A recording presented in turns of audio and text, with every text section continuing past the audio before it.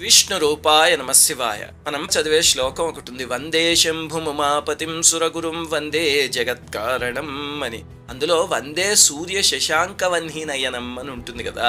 అంటే ఏమిటండి, సూర్యుడు చంద్రుడు అగ్ని ఎప్పుడైనా కళ్ళల్లా ఉంటారా అంటే, చంద్రుడు అంటే ఒకటి అమ్మ లాంటి చల్లని చూపు, సూర్యుడు అగ్ని అంటే ఆగ్రహం వస్తే తీవ్రమైన చూపు.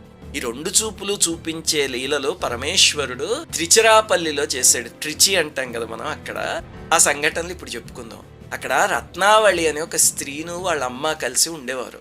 ఆ రత్నావళి నిండు గర్భిణి. ఒకరోజు ప్రసవ సమయం వచ్చి నొప్పులు ప్రారంభమయ్యాయి.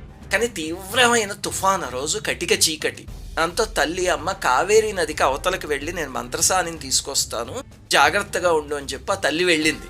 వెనక్కి వచ్చే సమయానికి కావేరీ నది పొంగిపోయి ఇంక అసలు ఇటు రావడానికి కుదరలేదన్నమాట. దాంతో కూతురు యువతల పక్క నుంచి గట్టి గట్టిగా ప్రసవ వేదంతో అరుస్తోంది. పాపం తల్లి